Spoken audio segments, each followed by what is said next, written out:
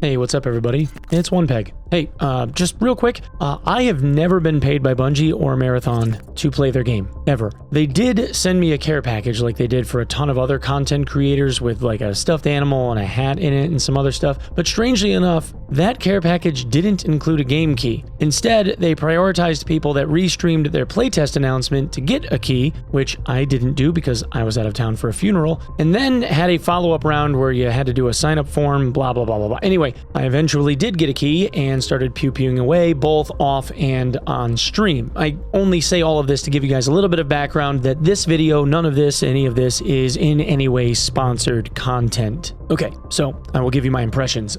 For a little bit of background, Bungie, the company that became wildly successful from the Halo series of games and then rolled that into the ultra bangers that were Destiny 1 and Destiny 2, decided to scrap the creation of Destiny 3 and instead pursued Marathon, a revival of a 1994 first-person shooter title released for the Apple Macintosh computer. Your character that you play is called a runner, which is a synthetically manufactured shell that has your consciousness piped into it to explore a now destroyed, partially colonized planet that has been overrun by a rogue AI that believes if they can escape from the confines of this universe, they will become God. If you die, your consciousness gets piped back to some storage facility and then reinserted back into a new runner for your next run. But you, of course, lose everything that you were carrying if that happens. This is an extraction game. Bungie decided to make an extraction game. They made Halo and then Destiny, and now they're making an extraction game. This is an alpha though, guys. Again, alpha.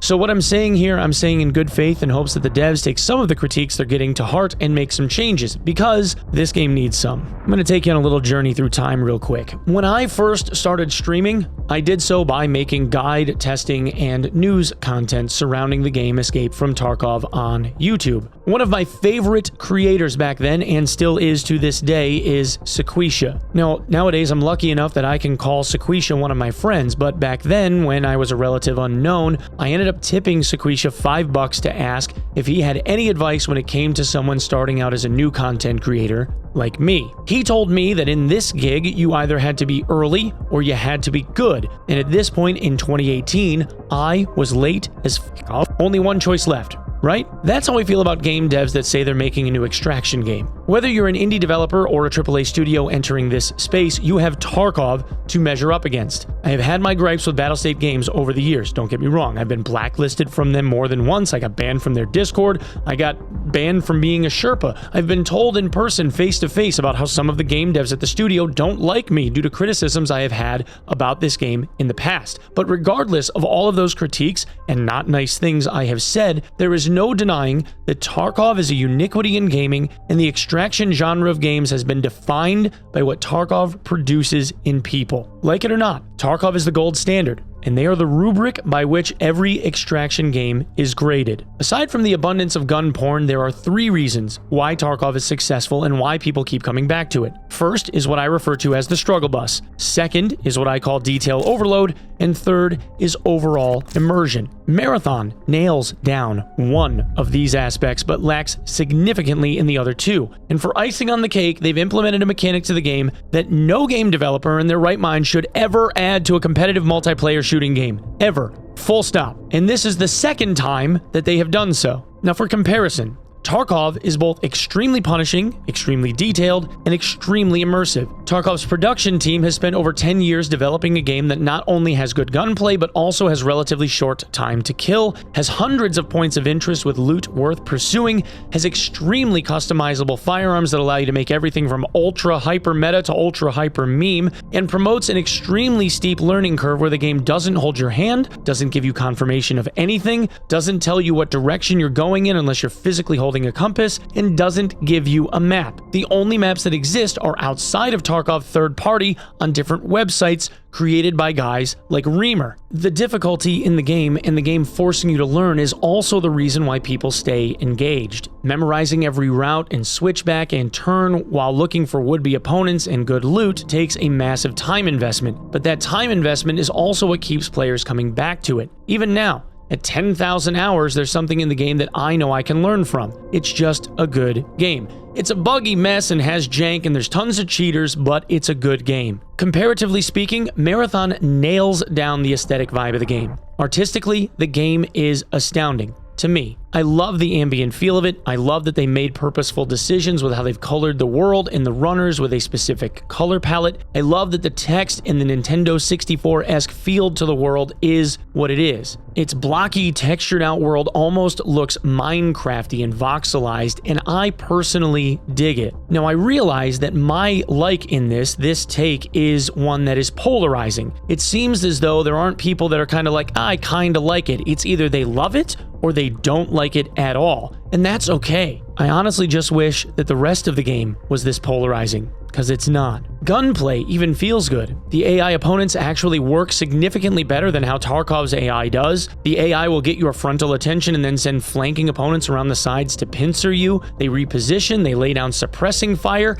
It actually felt really good. Even the soundscape is good. Directional audio was on point. I could tell where things were and what was happening on the sides or above or below or inside versus outside. Gunfire up close and at distance sounded right, but that's kinda where the aspects of the game started falling apart for me. In regard to gunplay, they pulled the same stuff that they pulled in Halo Infinite. They gave mouse and keyboard players aim assist, what they call mouse magnetism. It gives the same type of tracking feel that controller players get during firing a weapon, where the reticle loosely follows along with a target as the gun is being fired. In some cases, it felt really odd having the mouse cursor slow down and sometimes even move against me when I was aiming, and I don't like this even one bit in a shooting game. Shooting games typically, like this, competitive ones, come down to skill. The best players in the world have accuracy ratings in other competitive shooters only a few percentage points higher than someone considered to be above average. When you start introducing mechanics like this, it begins to shrink that skill gap. That might be great for a casual player that's trying to dunk on people outside of their MMR bracket, but for people that are actually good at games like this, it just leads to frustration where it no longer comes down to skillful counterplay. It instead comes down to whether or not someone was seen first, fired first, or had better gear, or a combination of the three. It stops being about someone's ability to aim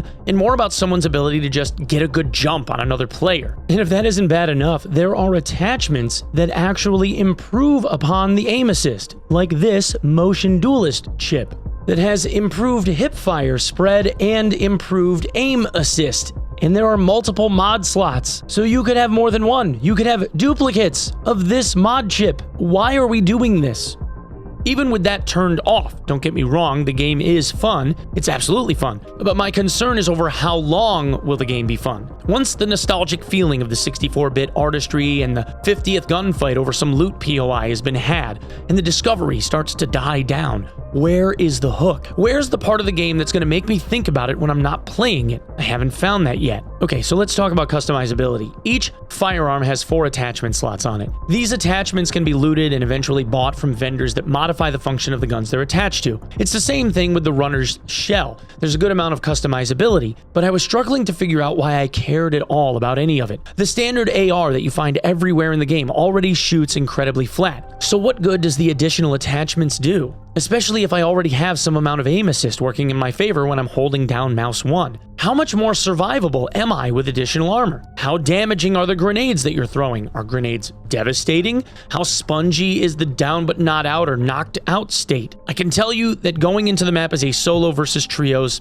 hurts pretty bad. I tried and had some small amount of success getting the drop on some 3-man squads where I'd take out 1 or 2, but the lethality of certain abilities that the runners use is a little bit lacking. More often than not, I'd send out a grenade that would hit an entire squad, but it felt more like a mere inconvenience to them than anything. In squad play, it was a bit more fair, but because it's an alpha, there's developed a major bug where inputs are being doubled and tripled, causing massive amounts of input lag that Bungie themselves haven't been able to source or patch out as of yet. A bug that Velian had succumbed to and quit playing after just 30 minutes this morning, leaving me by myself. That down but not out, that DBNO state, takes nearly a full mag to finish someone off in the AR, and it's extremely spongy, to the effect that finishing off another player that's downed isn't worth doing if they have a teammate within even 25 meters of them. You'd more likely get killed by them during a reload rather than having to deal with them instead. But this all circles back to my main concern. Longevity. The game that had the closest run to actually competing with Tarkov to date has been the Cycle Frontier. The problem with Cycle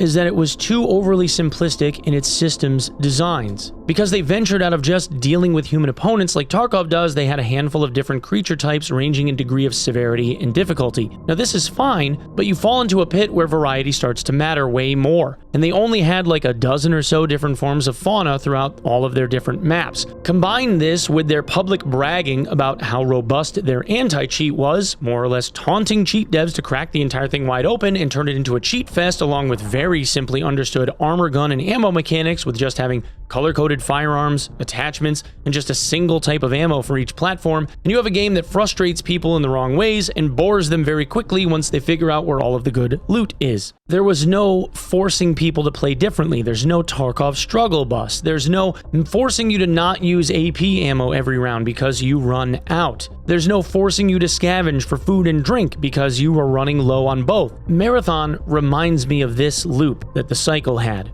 Not that they're bragging about robust anti-cheat or anything, they're not, but how the looting and customizing of your runner ties into the game world and why do I care about what the game is showing me is what I want to know. When the dust settles and I've figured out the meta, will this game be something that I'm thinking about when I'm on one of my hikes in the afternoon? Will I want to make content about the game? Will I want to teach people about how the game is played? Will I want to provide them with tips or news or updates or info like I do with Dark and Darker? Right now, I'm not going to be daydreaming about making plays in Marathon. I want to, but I won't.